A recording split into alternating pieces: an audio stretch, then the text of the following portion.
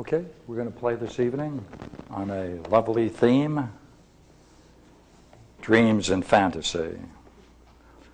And I thought to begin with, I would read what I consider to be a very beautiful section of Plato's Republic. Now, he has many techniques, many kinds of yoga techniques in the Republic, Symposium, Phaedo, Phaedrus. But the only place where he talks about man getting self-knowledge and builds around it a technique for exploration is in the Republic. And when he does so, he talks about dreams. The end of the dream work is to produce what is called the apprehension of truth. So let me just quickly say a few words about it. What line are you at, or what book of the Republic? Book 9. And if you need a reference to it, it's about 572, 571 E.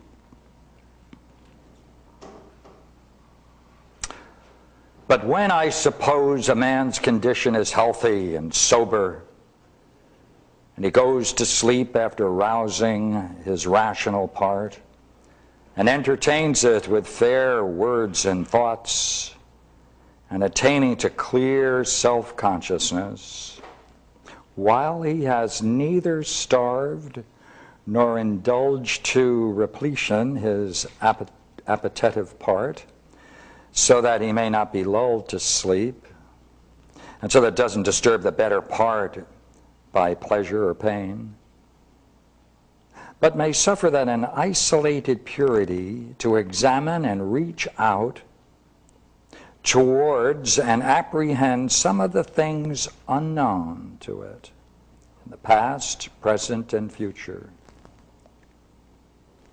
And when he has in a like manner tamed his passionate part and does not after a quarrel fall asleep with anger still awake within him, but has quieted the two elements in his soul, quickened the third, in which reason resides, and so goes to his rest, you are aware that in such a case he is most likely to apprehend truth, and the visions of his dreams are least likely to be lawless.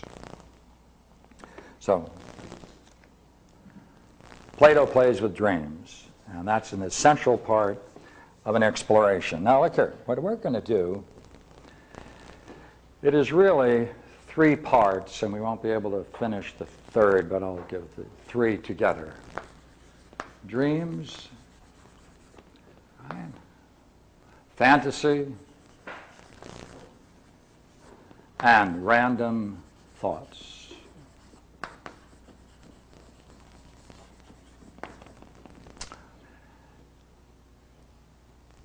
Most people regard the life of man, the mental life of man, to be irrational, subject to all kinds of random thoughts, bombarded here and there by all kinds of things.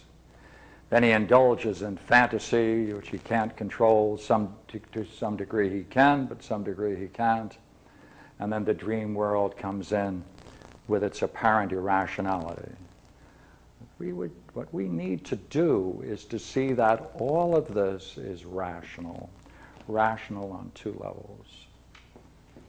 The structure behind each is intelligible, and being intelligible,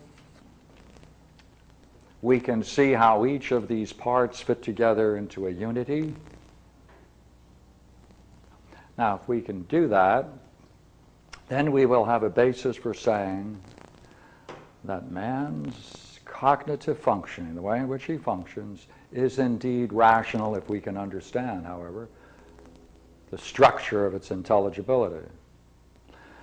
If we can do that, then we can say man is indeed rational.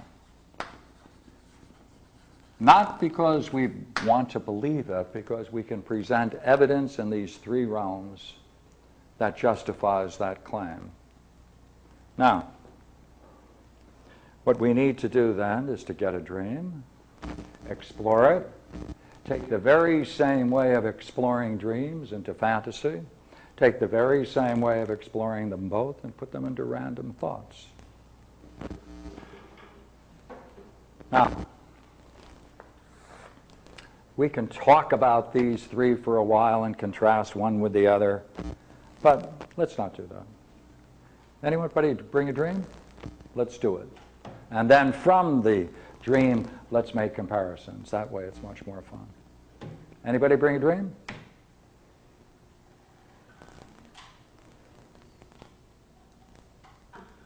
In the car, maybe. In the car, maybe? While you were driving? No, Did you bring one? No. Did you bring one? No. You should always bring a dream. Just like when you go out for coffee, you should always bring your wallet. I have one. You have one? Yeah. Thank you. Did you write it down? No, it's memorized. Ah. A Okay. few years ago. Now, to do dream work,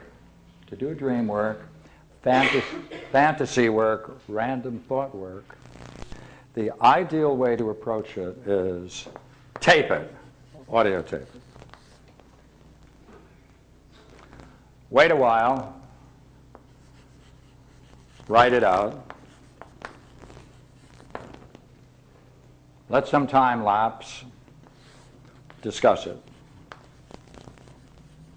Once you do this, you will see that the differences between these three ways is so profound a difference that from that point on you will always try to record it, because the richness and especially the idiosyncratic use of language in dreams and in fantasies, you are not going to be able to remember.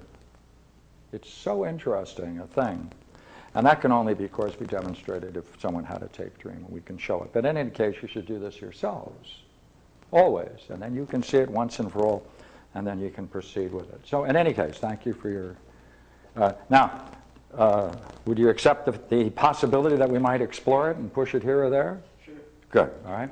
But if at any point it's distressful or conflicting for you, you can pull out and we can go on to something else. All right. Thank you. Go ahead. First, when was it? Hmm? When was it? A few years ago. How many? A few years ago. A couple of years ago. Wow, this is a good one. Thank you. I was in a dark street alley. Oh, I'm good at drawing dark street alleys. And a, Please. Art. You can teach people philosophy, you can't teach them to appreciate great art. Go ahead. and there was a steel terrace type balcony with stairs coming down. Ah. And this woman with black, her face was a little pale. She came down the steps to me.